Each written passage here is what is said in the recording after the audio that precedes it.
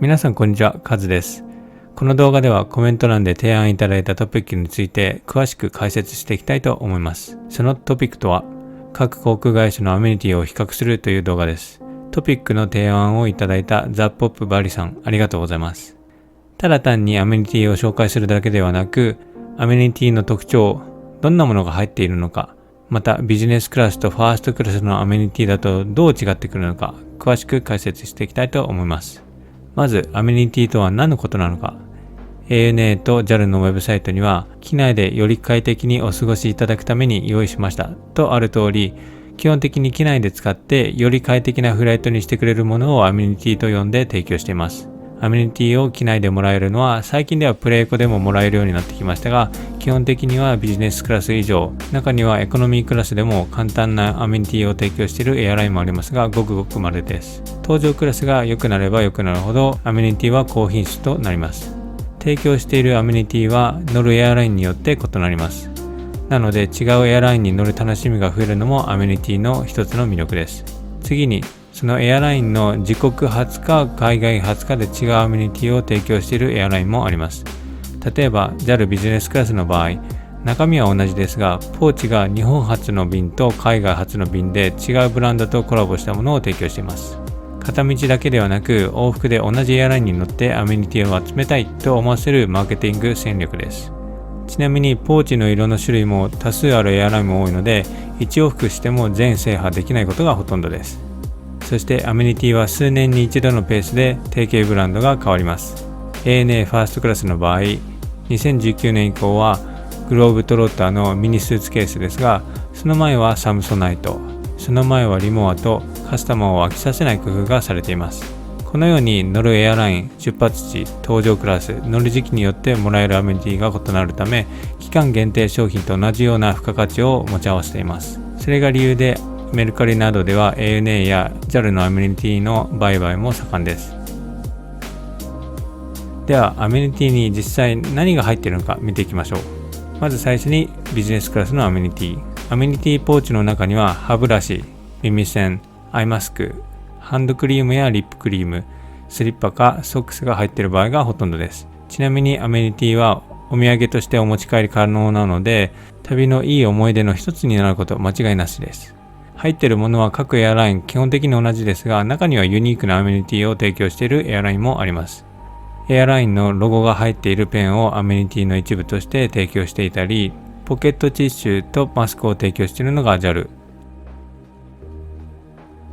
中東エアラインのエティハド航空は香水のミニボトルがアメニティとしてもらえます。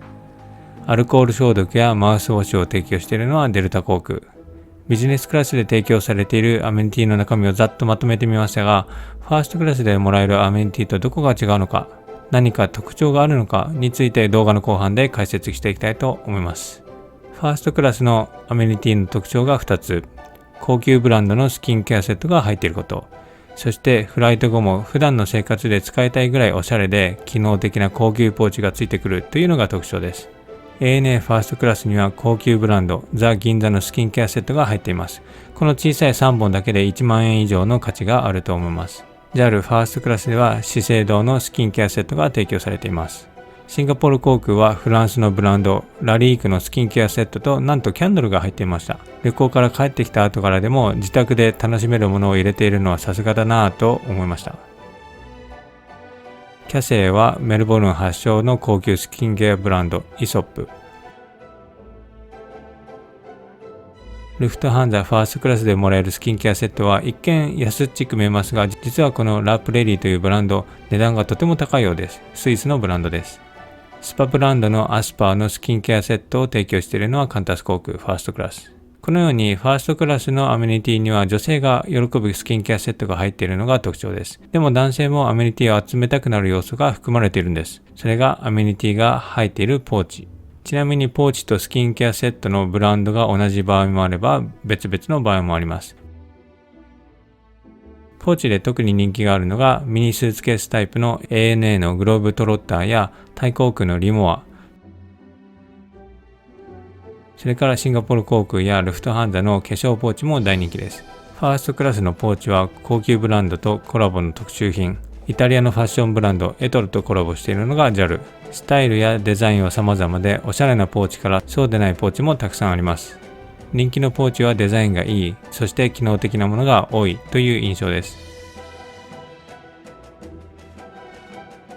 エールフランスのポーチは開け閉めがマグネット式で、他のエアラインのアメニティと異なりとてもスタイリッシュです。ポーチと中身両方に力を入れているのか、それともポーチだけなのか、逆にポーチは全く気にしないエアラインもあります。アメニティを見ると、そのエアラインがどれだけファーストクラスに投資しているか、一つの目安となります。機内だけではなく旅行から帰ってきても楽しめる、そして物だけではなく思い出も入っているアメニティ。皆さんのお気に入りのアメニティをぜひコメント欄でシェアお願いします。飛行機の搭乗レビューをはじめ、ラウンジレビューや今回のような比較動画もたくさん配信しているので、ぜひ他の動画もチェックしてみてください。それではまた次の動画でお会いしましょう。